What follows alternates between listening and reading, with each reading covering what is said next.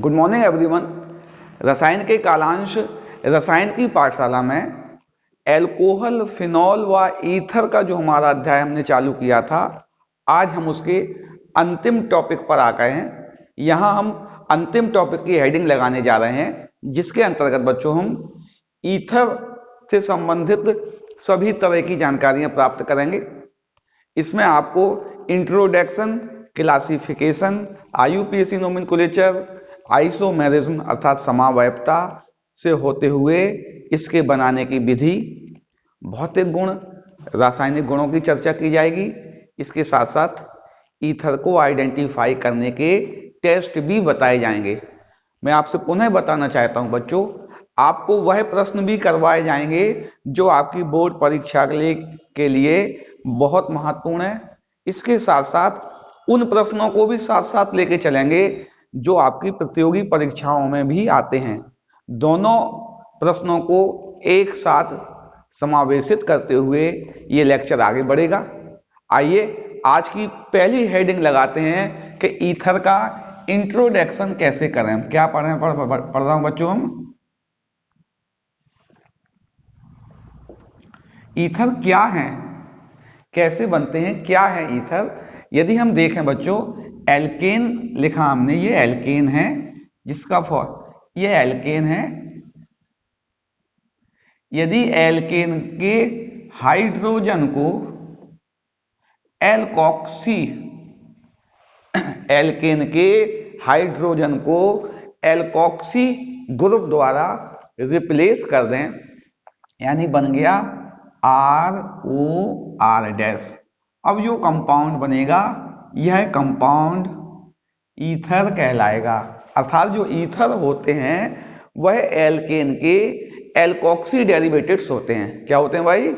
Alkoxy derivatives of alkanes. Ether क्या होंगे? Ether क्या हो गया? ईथर हो गया alkoxy derivative of alkanes,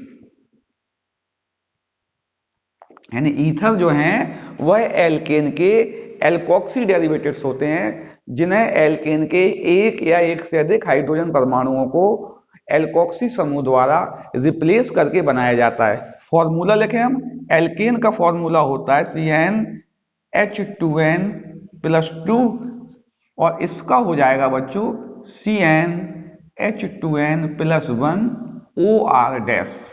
alkene में एक H कम हो जाएगा और OR- आ जाएगा, तो यह इसका जनरल फॉर्मूला हो गया। जैसे हमने लिखा एक मेथेन था CH4, अब हमने मेथेन के CH4 में से H हटा के OCH3 लगा दिया, यह एक ईथर हो गया।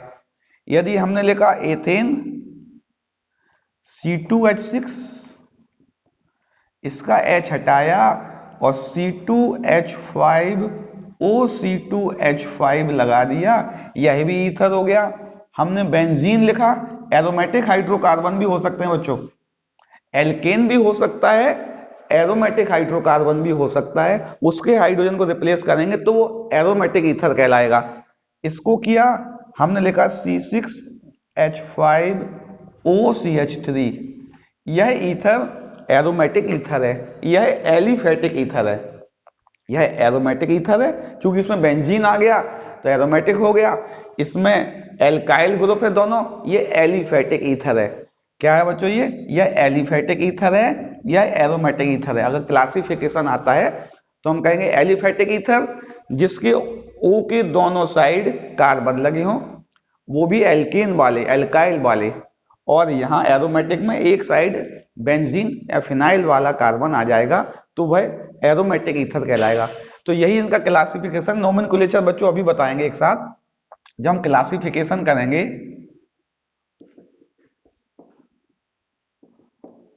क्लासिफिकेशन में यही है। सबसे पहले हम देखेंगे एलिफेटिक।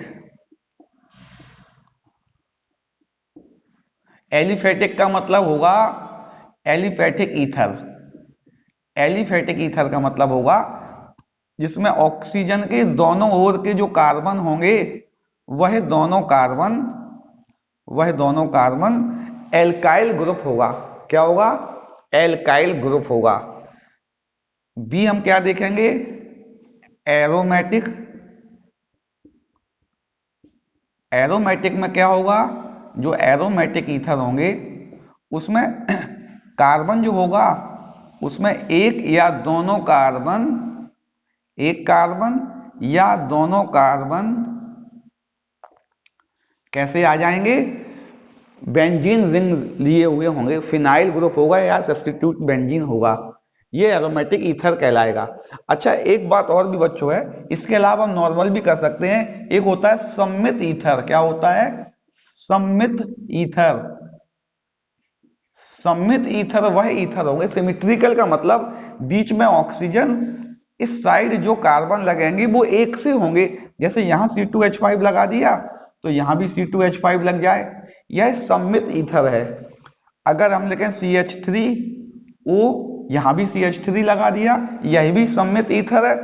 अच्छा, हम लिखें C6H5O, C6H5, यह भी सममित ईथर है। सममित ईथर का मतलब क्या होगा बच्चों? कि ऑक्सीजन के दोनों ओर के जो कार्बन हैं वह एक समान रहेंगे, तो वो सिमिट्रिकल ईथर कहलाएगा। ये शब्दों की व्याख्या बीच में बच्चों कहीं ना कहीं हो रही होगी, आपको यहां समझ लेना है। छोटा सा क्वेश्चन, ये डायरेक्ट क्वेश्चन कभी नहीं आएगा, आपको इन शब्दों का उपयोग होगा। Symmetrical ether, unsymmetrical ether. अब कहें हम असम्मित ईथर। कैसा? असम्मित ईथर। अनसिमिट्रिकल ईथर क्या होगा? जो ऑक्सीजन होगा उसके दोनों पक्षों के कार्बन में अंतर होगा। क्या होगा? उसके दोनों पक्षों के कार्बन में अंतर होगा, वह ईथर असम्मित ईथर कहलाएगा। यानी इनका क्लासिफिकेशन हमें समझ में आ रहा है। ईथर क्या है? ईथर एल्केन के एल्कोक्सी डेरिवेटिव्स हैं, जो कि एल्केन या बेंजीन के भी कह सकते हैं एल्कोक्सी डेरिवेटिव्स हैं। एल्कोक्सी या फिनॉक्सी डेरिवेटिव्स भी हो सकते हैं इसके भी एल्कोक्सी या फिनॉक्सी डेरिवेटिव्स हो सकते हैं। फिनॉक्सी का मतलब C6H5O भी लग सकता है। वह ईथर कहलाते हैं। इनमें क्लासिफिकेशन में एलिफेटिक में एल्काइल ग्रुप होंगे दोनों साइड, एरोमेटिक में कम से कम एक ग्रुप फिनाइल आ जाएगा, और सिमिट्रिकल का मतलब O के दोनों पक्षों के कार्बन एक से, और अनसिमिट्रिकल का मतलब O के कार्बन भिन्न भिन्न होंगे। चलिए हम इसको पढ़ते हैं। मुख्य जो जिसके क्वेश्चन कभी कभी आ जाते हैं बच्चों, ये इंट्रोडक्शन और क्लासिफिकेशन आपकी परीक्षाओं के लिए महत्वपूर्ण नहीं है, आपको जनरल स्टडी के लिए महत्वपूर्ण है बच्चों, है ना। परीक्षाओं में जो प्रश्न आएंगे वो IUPAC नोमेनक्लेचर से आएंगे, है ना। जनरल नेम भी आ सकता है। तो हम नामकरण पढ़ रहे हैं। इसका क्या पढ़ रहे हैं? इसका नामकरण पढ़ रहे हैं। ईथर का नामकरण पढ़ रहे हैं, नोमेनक्लेचर पढ़ रहे हैं कि ईथर को कैसे लिखें। तो सबसे पहले हम इसको सामान्य नामकरण देख रहे हैं, जनरल नेम, है ना। सबसे पहले सामान्य नामकरण देख रहे हैं। जनरली ईथर को हम कैसे लिखेंगे, किस प्रकार इसको नोमेनक्लेचर करेंगे। जैसे हमने एक ईथर लिखा, कई एग्जाम्पल लिखेंगे हम आपको। CH3OCH3। अगर ईथर हमारा सममित है, सिमिट्रिकल है, दो हमने पहले बता चुके ना बच्चों अभी। यदि हमारा ईथर सममित है तो दोनों एल्काइल या दोनों फिनाइल ग्रुप के नाम लिखो और बाद में ईथर कह देना है। हमें क्या कह देना है? दोनों एल्काइल ग्रुप के नाम लिखो, उससे पहले डाई लगा दो और बाद में ईथर बोलना है। यानी इसका नाम होगा डाई मिथाइल ईथर। यानी कि सिमिट्रिकल ईथर में क्या करना है? सिमिट्रिकल ईथर में दोनों एल्काइल ग्रुप के नाम के पहले डाई लगा दो, एल्काइल ग्रुप का नाम ले दो और ईथर लगा दो। जैसे ये कौन लिखा हमने? C2H5OC2H5, इसका नाम हुआ डाई इथाइल ईथर। यह डाई इथाइल ईथर है। और लिखें हम C6H5OC6H5, इसका नाम हुआ डाई फिनाइल ईथर। अच्छा, इसका नाम बताना है हमें अब CH3 CH2 CH2O CH2 CH2 CH3 इसको लिखा। और ऐसा ही हमने एक और लिख दिया, क्योंकि यहां बच्चों के नाम में गलतियां होने की संभावना है, इसलिए एग्जाम्पल लिखा है हमने। बेटा ये सिमिट्रिकल है, यह भी सिमिट्रिकल है। ये जो एल्काइल ग्रुप है यह प्रोपाइल है। ये क्या है? ये प्रोपाइल है। यह भी प्रोपाइल है, यह भी प्रोपाइल है, और यह भी प्रोपाइल है। यानी इसका नाम अगर आप लिखेंगे तो डाई प्रोपाइल ईथर, इसका नाम लिखेंगे डाई प्रोपाइल ईथर। लेकिन नाम में अंतर होना चाहिए बच्चों, क्योंकि इनकी संरचनाओं में अंतर है। कैसा अंतर है? हम अगर देखें, इसमें जो ईथर जुड़ा है, अगर 3 कार्बन देखें हम, इनका नेचर होता है बच्चों, यह कार्बन 1 डिग्री होता है। ये हम आपको पहले बता चुके हैं। यह 1 डिग्री कार्बन है, क्योंकि यह 1 कार्बन से जुड़ा है। यह 2 डिग्री कार्बन है, और यह भी 1 डिग्री कार्बन है। ये हमने आपको पहले बताया था। अगर हमारा बॉन्ड 1 डिग्री कार्बन से बना है, मैं क्या कह रहा हूं, 3 कार्बन वाली बात हो रही, 4 में थोड़ा अंतर आ जाता है, अभी 3 कार्बन है। यदि 1 डिग्री कार्बन हमारा बॉन्ड बना रहा है, लिंक कर रहा है, तो उसके नाम के पहले नॉर्मल लगाते हैं। हमने आपको पहले भी बताया था, 2-3 बार बता चुके हैं बच्चों। यानी इसका नाम हो जाएगा नॉर्मल डाइप्रोपाइल ईथर। क्या नाम हो जाएगा? यह नॉर्मल डाइप्रोपाइल ईथर है। डाइप्रोपाइल ईथर तो है, लेकिन वह नॉर्मल है। नॉर्मल का मतलब 1 डिग्री से जुड़ा हुआ है। इसमें 2 डिग्री से जुड़ा है, ऑक्सीजन 2 डिग्री से जुड़ा है। तो इसके नाम के पहले हम लगा देंगे आइसो डाइप्रोपाइल ईथर। यानी इनमें अंतर आ गया कि नहीं आ गया? इन दोनों में डिफरेंस आ गया। Normal dipropyl ether, iso dipropyl ether. ये नॉर्मल, यह आइसो। तो सिमिट्रिकल के नाम आप लिख सकते हैं, डाई लगाना है। अब बात आती है अनसिमिट्रिकल ईथर। अगर हमारे ईथर असममित हों, अनसिमिट्रिकल हों, तब हम उनके IUPAC नोमेनक्लेचर किस प्रकार करेंगे? हम किसकी बात कर रहे हैं? असममित। हमने लिखा CH3O CH2CH3, और लिख दे रहा हूं मैं CH3 CH2O, यहां पर लिख दे रहा हूं CH3 CH2CH3। एक और लिखता हूं C6H5O CH3 CH3O CH3, और यहां भी CH3 लगा दिया, और यहां भी CH3 लगा दिया। एक और लिखता हूं C6H5O C6H5 तो लिखा ही हमने, O CH3 CH3। इनके नाम लेना है, इतने में हमारा काम हो जाएगा। इसका नाम लें। इसके नाम में बच्चों क्या होता है, ये जो ऑक्सीजन है, इस ऑक्सीजन को बीच में मानते हैं। जनरल नेम की बात हो रही है ना। दोनों साइड के एल्काइल या एराइल ग्रुप के नाम लिखेंगे अलग अलग। इसमें डाई लगा दिया था, इसमें अलग अलग लिखेंगे, बाद में ईथर बोल देंगे। इसका नाम मिथाइल है और इसका नाम इथाइल है। दोनों में से पहले किसको लिखेंगे? दोनों में से पहले उसको लिखेंगे जिसका नाम अंग्रेजी वर्णमाला में पहले आता है।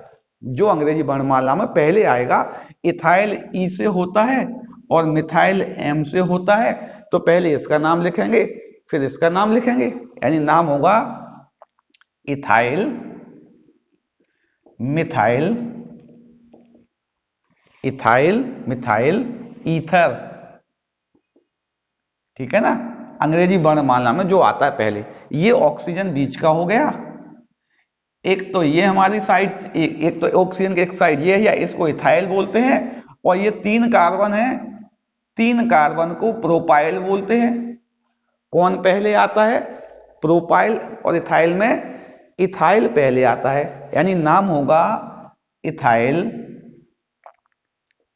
अच्छा, आगे क्या कहना है? अब आपको कुछ समझ में आ रहा होगा बेटा, मैंने वहां बताया था प्रोपाइल जैसे ही आ जाए, प्रोपाइल ब्यूटाइल आ जाए, कार्बन की डिग्रियां भी काउंट करनी हमें, किस डिग्री कार्बन से वह जुड़ा हुआ है। अगर हम देखें ये जो कार्बन है, यह कार्बन 2 डिग्री है और ये 2 डिग्री से जुड़ा हुआ है ऑक्सीजन, जब ऑक्सीजन लिंक है बट 2 डिग्री कार्बन से है, तो ये प्रोपाइल तो है लेकिन यह आइसो प्रोपाइल है। क्या है? इथाइल आइसोप्रोपाइल ईथर है। ये प्रोपाइल भी आइसो पोजीशन का है क्योंकि 2 डिग्री कार्बन वाला 2 डिग्री वाला कार्बन ईथर से जुड़ा है। ठीक है नहीं? अच्छा और देखें, इसको थोड़ा बदलने क्यों, आइसो का एक होगा, एक नॉर्मल का ले लेंगे हम। इसको देखें, ये इसको बोलते हैं फिनाइल और इसको बोलते हैं मिथाइल। ये फिनाइल है, ये मिथाइल है। कौन पहले आता है? मिथाइल पहले आएगा, यानी इसका नाम होगा methyl phenyl ether. Methyl phenyl ether, ether तो कहना ही है सब में। इसमें देखें, ये इसको बोलते हैं, एक कार्बन है, एक को मिथाइल बोलते हैं और यहां पे 1 2 3 4 कार्बन को ब्यूटाइल बोलते हैं। कौन पहले आता है? मिथाइल और ब्यूटाइल में बी पहले आएगा। अब फिर मैं आपसे कह रहा हूं बच्चों, जैसे ही 3 और 3 से अधिक कार्बन आ जाए, आपको डिग्री भी देखना है, किस डिग्री कार्बन से अटैच है ऑक्सीजन। ऑक्सीजन जिस कार्बन से अटैच है, ये वाला, ये जो कार्बन है यह 2 डिग्री का है, 3 डिग्री का कार्बन है। देखो 1 2 3 3 1 2 3 3 कार्बन इससे जुड़े हुए हैं और 3 कार्बन वाला इस प्रकार का जो ग्रुप होता है इसको टर्ट बोलते हैं। क्या बोलते हैं बेटो? Tert butyl. क्या बोलते हैं? Tert butyl. यानी इसका नाम क्या हो जाएगा, मैं यहां लिख रहा हूं, नाम क्या होगा? Tert butyl. यानी 3 डिग्री को टर्ट बोलते हैं, टर्ट ब्यूटाइल। अब इस साइड है methyl ether, tert butyl methyl ether. ठीक है ना? 4 कार्बन 3 कार्बन 5 कार्बन आ जाएं, पोजीशन भी बताना है हमें। इसकी बात करें बच्चों, इसकी बात करें, इसको बोलते हैं फिनाइल। ये फिनाइल है और ये प्रोपाइल है, पी। देखते चलना बच्चों, ये फिनाइल है, ये प्रोपाइल है। अब दोनों पी से आ गए तो अगला शब्द देखें, इसमें आता है एच, इसमें आता है आर। क्या कह रहा हूं मैं? इसमें आता है एच, इसमें आता है आर। तो एच और आर में कौन पहले आता है? एच पहले आता है, यानी नाम क्या होगा? Phenyl, phenyl.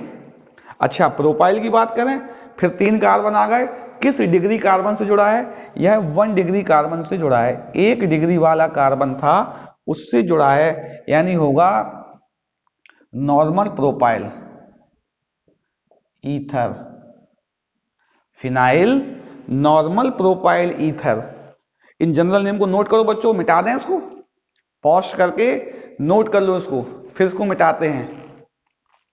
यानी जनरल नेम आपके अभी हो गए हैं ना, इसको पॉज करके नोट कर लो, फिर इसको मिटाते हैं। मिटा दें?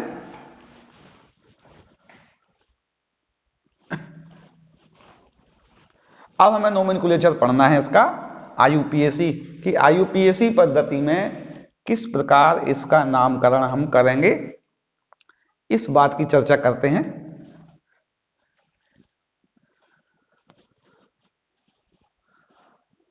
कुछ हम एग्जाम्पल लिखेंगे और डायरेक्ट उनको आईयूपीएसी नोमेनक्लेचर पढ़ेंगे। जो पहले लिखे थे वैसे ही लिखेंगे हम बेटा, CH3O CH2 CH2, और लिख दे रहा हूं मैं CH3 CH2O CH CH3 CH3 CH3 CH2O CH2 CH3 C6H5 O CH CH2 CH3 C6H5O C6H5 और C6H5O CH3, इनकी बात कर लें, फिर आगे और भी कराएंगे क्वेश्चन। हमें क्या करना है बच्चों, ऑक्सीजन के दो साइडें हैं, ऑक्सीजन की दो साइडें हैं, एक इस साइड है और एक इस साइड है। ऑक्सीजन को उस साइड लेके साइड चेन में डाल देना है जिस साइड कार्बन कम हो। क्या कर रहा हूं मैं, ध्यान समझना है। ऑक्सीजन को उस साइड में डाल देना है जिस साइड से कार्बन कम हो। तो यहां का ऑक्सीजन इस साइड पहुंच गया, यह साइड चेन हो गई। इसका ऑक्सीजन, क्योंकि इस साइड कितने थे, दो, इस साइड तीन थे, तो ये दो की साइड ऑक्सीजन पहुंच गया। यहां दोनों साइड बराबर थे, ऑक्सीजन को कहीं भी रख दो, हमने यहीं रख दिया। यहां पे आप 6 कार्बन और 3 कार्बन है, लेकिन फिनाइल और एल्काइल में कोई ज्यादा कंपैरिजन नहीं होता। किसी को भी मेन मान सकते हैं आप, किसी को भी मान सकते हैं। अभी आपको हमने ये साइड चेन मान ली, उसको मेन मान लिया। इसके अपोजिट भी हम कर सकते हैं, वो भी हम बताएंगे अभी आपको, ठीक है ना।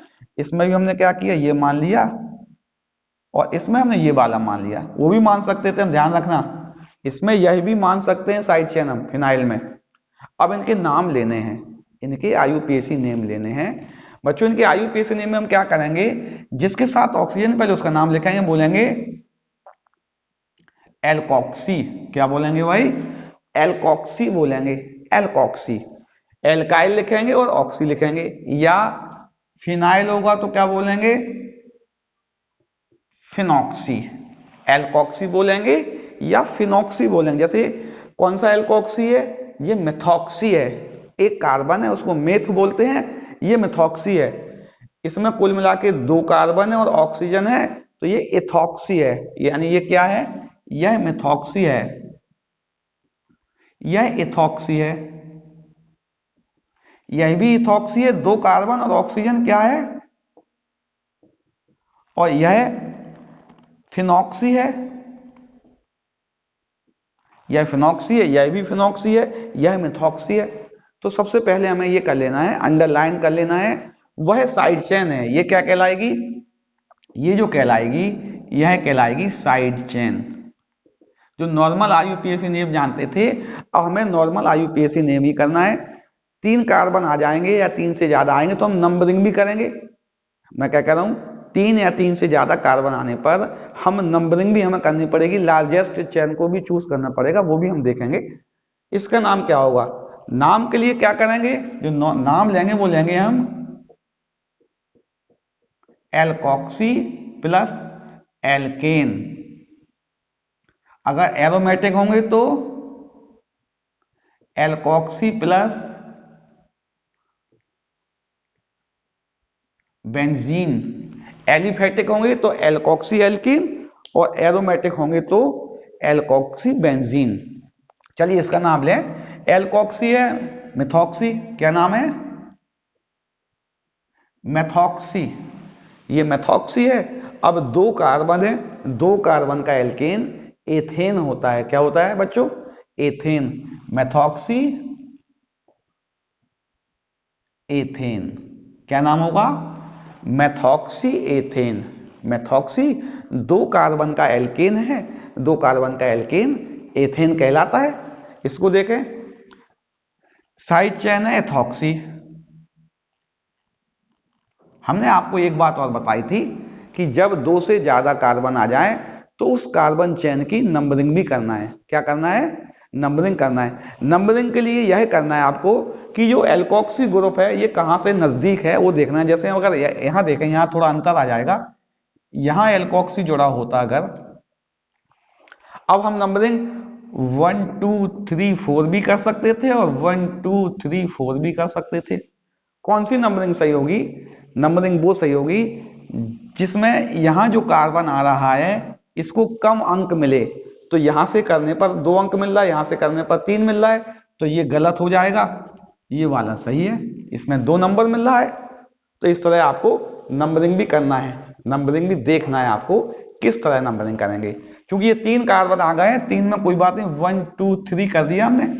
तो इथॉक्सी भी किस नंबर पे जुड़ा हुआ है, दूसरे नंबर के कार्बन पे जुड़ा हुआ है इथॉक्सी, ये भी आपको लिखना है। मतलब वो कार्बन का नंबर भी लिखना है जिसमें एल्कोक्सी ग्रुप जुड़ा हुआ है। एथॉक्सी यानी कि 2 इथॉक्सी, 3 कार्बन है, 3 कार्बन को बोलेंगे 2 इथॉक्सी प्रोपेन। 3 कार्बन थे, इसका नाम लिखें, साइड चेन एथॉक्सी हो गई। क्या हो गई, एथॉक्सी। मेन चेन में 2 कार्बन और 2 कार्बन का एल्केन एथेन होता है, 2 कार्बन का एल्केन एथेन होता है, इसका नाम लिखें, साइड चेन है फिनॉक्सी। फिनॉक्सी। फिर वही बच्चों बात आ गई, 3 कार्बन है, नंबरिंग करनी पड़ेगी 1 2 3, तो 2 फिनॉक्सी है। क्या है, फिनॉक्सी भी किस पर है, 2 फिनॉक्सी है, 2 फिनॉक्सी। और प्रोपेन, 3 कार्बन क्या बोलते हैं। अच्छा, अगर इससे उल्टा हम अंडरलाइन कर लें, हमने अंडरलाइन क्या किया, हमने आपको बताया था ना, इसको हटा के इसको अंडरलाइन कर लिया हमने। अब यह क्या है, प्रोपॉक्सी है। क्या है ये बच्चों, प्रोपॉक्सी भी आइसोप्रोपॉक्सी है। क्या है, आइसोप्रोपॉक्सी। यानी यहां जुड़ा होता है तो नॉर्मल प्रोपॉक्सी होता, यहां जुड़ा है तो आइसोप्रोपॉक्सी है। अब पेरेंट्स बेंजीन हो जाएगा, पेरेंट्स क्या हो जाएगा, बेंजीन, यानी नाम हो जाएगा आइसो प्रोपॉक्सी बेंजीन। आइसोप्रोपॉक्सी बेंजीन भी लिख सकते हैं इसे हम। इसको देखें, साइड चेन ये है, इसको बोलते हैं फिनॉक्सी, और पेरेंट्स है बेंजीन। इसका नाम लिखें मेथॉक्सी। क्या है, मेथॉक्सी बेंजीन, मेथॉक्सी बेंजीन। इनको नोट करो, कुछ एग्जाम्पल्स भी लिखवाते हैं बच्चों, एग्जाम्पल्स आपको करना है, आपको 1 2 मिनट का समय देंगे, आप करना, नहीं तो मैं बताऊंगा। इसको नोट करो बच्चों। चलिए कुछ एग्जाम्पल और कर लेते हैं बच्चों। जैसे लिखा है, इसका आईयूपीएसी नेम लिखना है। हमने आपको बताया था बच्चों कि ऑक्सीजन को उस साइड कर लेना है जिस साइड कार्बन कम हो, तो ऑक्सीजन को इस साइड करके हमने अब इस मेन चेन को देखेंगे। इसकी ऑक्सीजन को इस साइड कर लिया, इसको हमने ध्यान रखा है। इसको हम खोल के लिख लें बच्चों, है ना, इसको यहाँ पे खोल के लिख लें। CH3 का होल थ्राइस लिखा है, यानी C में 3 CH3 हैं, CH3 CH3 CH3 हैं, O है, और इस C में 3 C2H5 हैं। C2H5 का होता है CH2CH3, ऐसा लिख दे रहा हूं मैं ना, CH2CH3, और यहां भी CH2CH3, 3 C2H5 हो गए, ऐसा ही है ना। ये तो सिंपल लिखा है, तो इसमें यानी ये वाला हमने अंडरलाइन कर लिया। यहां कार्बन कम है, यहां तो ज्यादा कार्बन है, इसमें भी हमने ये वाला अंडरलाइन कर लिया। अब आप नाम लिख के देखिए बच्चों, नाम आप लिख के देखिए, पॉज करके पहले आपको खुद नाम लिखने हैं। मैं तो बता ही रहा हूं, लेकिन आपको खुद लिखना है बच्चों, खुद लिखोगे तो ज्यादा अच्छी बात है। अब हम क्या करेंगे, ये साइड चेन मानते हुए नंबरिंग करेंगे। क्या कह रहा हूं मैं, नंबरिंग करेंगे। इसको थोड़ा और बढ़ा लें चेन को, तो आपके में एक फॉर्मूला, एक रूल्स और भी आ जाएगा। जब हम नंबरिंग करें बच्चों, तो यह भी हमारी साइड चेन है, ये पूरी मेन चेन है, ये 2 साइड चेन हो गई। अगर हम देखें इस साइड से जो हम नंबरिंग कर रहे हैं, तो 1 2 3 4 5, यानी कि दूसरे पे और तीसरे पे साइड चेन आ रही है, और इस साइड से हम कर रहे हैं तो चौथे पे और तीसरे पे और चौथे पे आ रही है, 1 2 3 और 4 पे आ रही है। तो ये ज्यादा अच्छा है, ये नंबर कम है, कम नंबरिंग वाला ज्यादा अच्छा होता है। यानी 1 2 3 4 5। नेम आपको खुद लिखना है, मैं डायरेक्ट बता रहा हूं अभी। इसको बोलते हैं मेथॉक्सी, इसको बोलते हैं मिथाइल। जो पहले आता है उसको लिखना है आपको। अगर स्पेलिंग लिखें, और इसकी होती है मिथाइल, जो अल्फाबेटिकल ऑर्डर में पहले आता है उसको लिखते हैं, ये पहले आता है, ये है ना मेथॉक्सी और मिथाइल, METH तो 100 हो गया, O आ रहा है यहाँ, Y आ रहा है, O पहले आता है तो मेथॉक्सी लिख देंगे, 2 मेथॉक्सी 3 मिथाइल पेंटेन, आपको खुद लिखना है नाम, इसको लिखेंगे, नंबरिंग यहीं से होगी क्योंकि वहां से 3 नंबर, यहां से 2 है, 1 2 3 4, यानी 2 एथॉक्सी और ब्यूटेन। इसका यदि हम नाम लिखेंगे, ये तो साइड चेन हो गई है, इसकी जब नंबरिंग करेंगे 1 2 3 4 5, 5 कार्बन हो रहा है, ये भी साइड चेन हो गई है, इसको इथाइल बोलते हैं, इसको ब्यूटॉक्सी बोलते हैं। क्या बोलते हैं? ब्यूटॉक्सी। और ब्यूटॉक्सी भी जो कार्बन है वो टर्ट है, 3 डिग्री कार्बन से ऑक्सीजन जुड़ा है, यानी बी पहले आता है, इसका नाम होगा टर्ट ब्यूटॉक्सी। कितने नंबर पर है? नंबरिंग 3 पर है, 3 टर्ट ब्यूटॉक्सी, 3 इथाइल, 3 इथाइल और 5 कार्बन को बोलते हैं पेंटेन। इसको आप नोट कर लो बच्चों, सबको, है ना, बकाया नहीं लिखा है, बकाया आपको खुद लिखना है, इसको पॉज करके नोट कर लेना। एक हेडिंग और लगाते हैं जो इसकी बची हुई है कि हमारा जो ईथर है उसमें कौन कौन सी समावयवता होती है, कौन कौन सी समावयवता पाई जाती है। सबसे पहले जो आइसोमेरिज्म है, किसकी बात कर रहा हूं मैं? समावयवता, इसको हम बोलेंगे आइसोमेरिज्म। आइसोमेरिज्म कौन कौन सी होती है? सबसे पहली होती है चेन, इसको हम बोलते हैं श्रृंखला समावयवता। कौन सी? श्रृंखला समावयवता।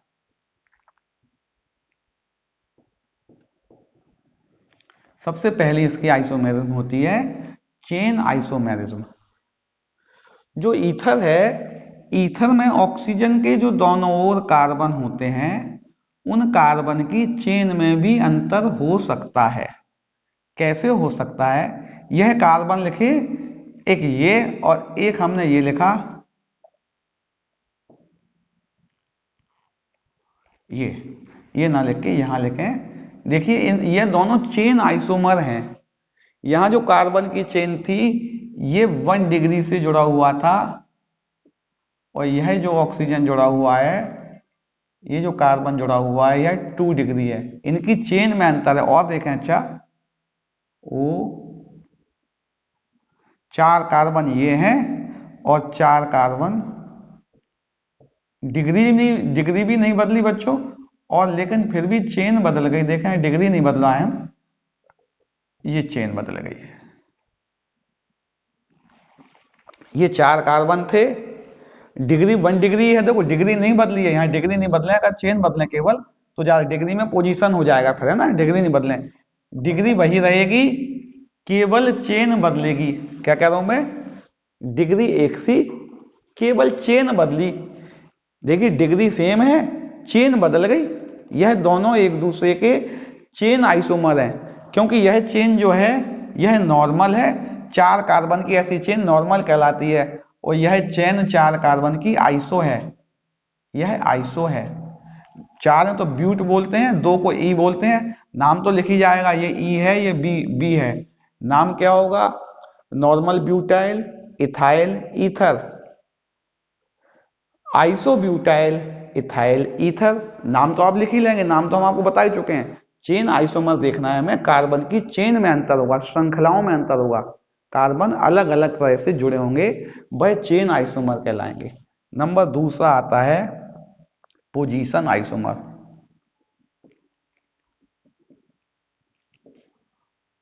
स्थान समावयवता, जैसे हम लिख रहे हैं, कार्बन लिख रहा हूं मैं, सी सी सी सी, एक और 5 कार्बन लिख दे रहा हूं मैं, एक और लिखता हूं, और यहां जुड़ा हुआ है 5 कार्बन, है ना, और एक और भी लिखते हैं 5 कार्बन में,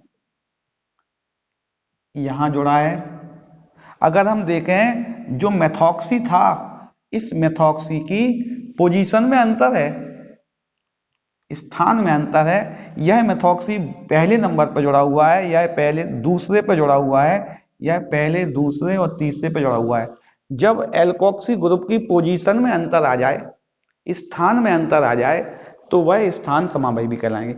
यहाँ एल्कोक्सी ग्रुप की पोजीशन में नहीं था अंतर, यहाँ कार्बन की चेन में अंतर था। यहाँ एल्कोक्सी ग्रुप की पोजीशन में अंतर है, यह पोजीशन आइसोमर कहलाएंगे। और एक बचती है जिसको बोलते हैं हम मेटामेरिज्म। क्या बोलते हैं?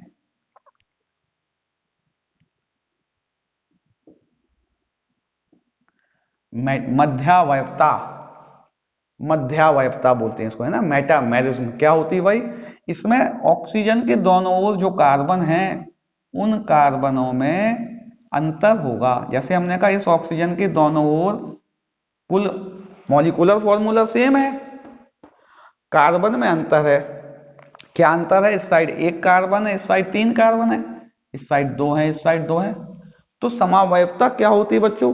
समावयवता किसी भी कार्बनिक यौगिक का वह गुण है जिसमें यौगिक के अणुसूत्र समान होते हैं लेकिन उनकी संरचनाओं में अंतर होता है, वह समावयवी कहलाते हैं और यह गुण समावयवता कहलाता है। संरचना में अंतर कैसे कैसे हो सकता है? अणुसूत्र समान होंगे, ध्यान रखना बच्चों, सब में क्या होगा? सभी में अणुसूत्र एक समान होंगे, सभी समावयवी में अणुसूत्र एक समान होंगे। संरचनाओं में अंतर, जब संरचनाओं में चेन में अंतर होगा, चेन में अंतर होगा तो वह चेन आइसोमर कहलाएंगे। जब एल्कोक्सी ग्रुप की पोजीशन में अंतर होगा तो वह पोजीशन आइसोमर कहलाएंगे। और जब ऑक्सीजन के दोनों पक्षों में जुड़ने वाले कार्बन परमाणुओं की संख्याओं में भिन्नता आएगी तो वह मेटामर कहलाएंगे। अब एक हम एग्जाम्पल लिख लेते हैं, एग्जाम्पल लिख रहे हैं C4H। अच्छा, एक और बची बच्चों समावयवता, इसमें एक समावयवता और, फिर एग्जाम्पल अलग लिख लेंगे। वो महत्वपूर्ण, सबसे महत्वपूर्ण वही है, सबसे महत्वपूर्ण वही है। एक होती है क्रियात्मक समावयवता। कौन सी? क्रियात्मक, क्रियात्मक समावयवता, यानी कि फंक्शनल आइसोमर।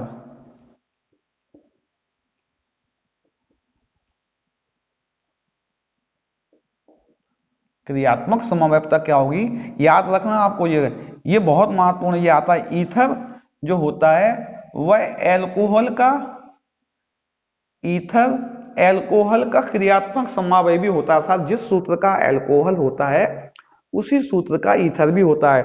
सूत्र क्या होगा? CnH2n+2O।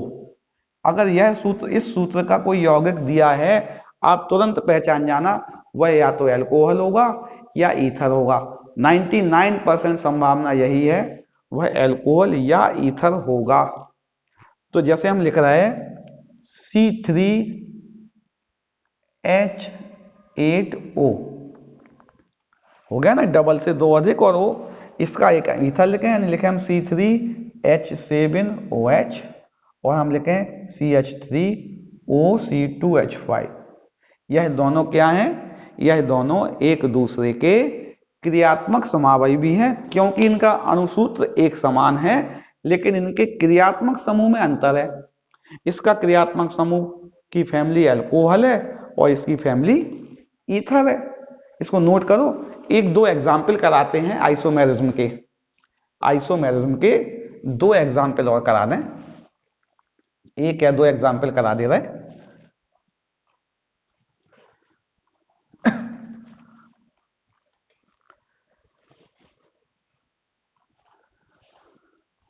क्वेश्चन आया अणुसूत्र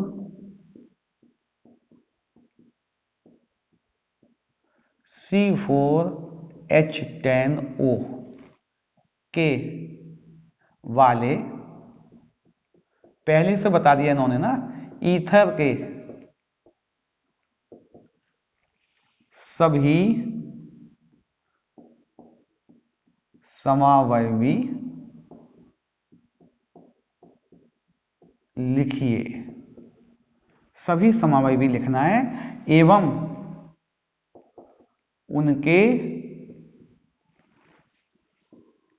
IUPAC नाम भी लिखो। उनके IUPAC नाम भी लिखना है। बच्चों यहां ध्यान रखना है, केवल हम ईथर के आइसोमर लिखेंगे, एल्कोहल हम एक ही लिख देंगे, एल्कोहल के भी आइसोमर होते हैं, उसको हमें नहीं लिखना है अभी, है ना। हमने लिखा, सबसे पहले हम देखें चेन आइसोमर। कौन से देखें भाई? Chain isomer. 4 कार्बन की चेन जो हो सकती है, ईथर की बात हो रही है ना, वो लिखा और 3 कार्बन लगा दिए। 5 ले लें बच्चों, है ना, 5 में और अच्छा, 5 में और बढ़िया बात बनेगी। C5H12, 5 कार्बन में एक साइड 4 ले लिए, एक साइड 1 ले लिया, ये वाला है ना। अब इसको हमने चेन में अंतर किया, और चूंकि इसमें चेन में अंतर हो जाता है आसानी से, और ये चेन आइसोमर हो गए। ये कौन से आइसोमर हो गए? यह एक दूसरे के चेन आइसोमर हो गए, ठीक है नहीं। 4 ले लें, 5 में ज्यादा हो जाएंगे यार, 4 में ठीक है, 5 में ज्यादा हो जाएंगे, इतना आप समय नहीं बचा है बच्चों, है ना। चलिए ये हो गया, तो ये हो गया, इसको यहां लगा के ये लगा देता हूं। इसका चेन आइसोमर ये है, तो बच्चों कार्बन की चेन में अंतर है, लेकिन यह आइसोमर पोजीशन में आएगा, क्योंकि पोजीशन देखें अगर, ये 1 नंबर पर जुड़ा है, और ये पोजीशन देखें ये 2 नंबर पर जुड़ा है, यानी चेन और पोजीशन दोनों हो गए इसके। ये चेन भी हो गया और पोजीशन भी हो गया, एक ही तरह का हुआ, ठीक है ना। दूसरी बात, इसका देखें हम मेटामर। चेन और पोजीशन एक ही होगा, बकाया दूसरा होगा नहीं इसमें बेटा, है ना। मेटामर देखें, हमने क्या किया, एक साइड 1 लिया और एक साइड 3 लिए।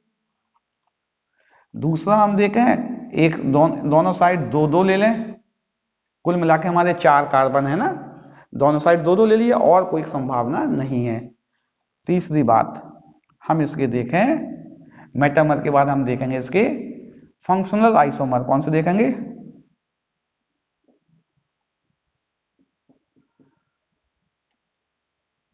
तो हम लिखेंगे, कार्बन 3 थे ना, हम लिख दें डायरेक्ट CH3O C3H7, और हम लिख दिया C4H9OH। तो H9 ना आके बच्चों H10 आएगा इसमें, है ना, गलत लिखा था H10OH। अब नाम लेने हैं इसके, इसका नाम होगा 1-मेथॉक्सी प्रोपेन। एक पे मेथॉक्सी है, इसमें 2 पे है 2-मेथॉक्सी प्रोपेन। इसका नाम लिखेंगे इसका, ये 1-मेथॉक्सी है और ये प्रोपेन है, नाम हम लिख चुके हैं पहले से, तो इसको हम नहीं लिखेंगे अब, यानी इसको यहां नहीं लिख सकते हैं क्योंकि ये पहले लिख चुका है। और इसका नाम होगा एथॉक्सी एथेन, एथॉक्सी एथेन। इसका नाम क्या होगा? मेथॉक्सी प्रोपेन, यह भी हम लिख चुके हैं, इसको लिख लेंगे ब्यूटाइल एल्कोहल। क्या होगा? ब्यूटाइल। अगर हम देखें, इसको भी नहीं लिखना है हमें, है ना। कितने हो गए अगर हम लिखें? एक हमारा हो गया CH3O CH2 CH2 CH3, ये वाला हो गया, ठीक है ना। एक वो हो गया क्या सा CH3O CH CH3 CH3, एक ये वाला हो गया। दूसरा ये वाला हमें लिखना नहीं है क्योंकि पहले हो चुका है, ये लिखना है हमें। क्या हो गया ये? CH3 CH2O CH2 CH3, यानी एक ये वाला हो गया हमारा। इसमें ये हम लिख चुके हैं, ये हम लिख दे रहे हैं। कौन सा? C4H9OH। तो प्रश्न था इसके सभी समावयवी लिखिए, उनकी IUPAC नाम लिख दिए। 4 समावयवी होते हैं इसके। इसका IUPAC नेम 1-मेथॉक्सीप्रोपेन, 2-मेथॉक्सीप्रोपेन, एथॉक्सी एथेन, और इसका नाम ब्यूटाइल एल्कोहल। मैं आशा कर रहा हूं एल्कोहल फिनॉल ईथर के अध्याय में से जो ईथर का कालांश आज चालू हुआ है उसका इंट्रोडक्शन, आईयूपीएसी नोमेनक्लेचर और आइसोमेरिज्म के सभी तरह के कॉन्सेप्ट आपको समझ में आ गए होंगे। अगले कालांश में नई हेडिंग लगाएंगे जिसमें हम ईथर के बनाने की विधियों की चर्चा करेंगे।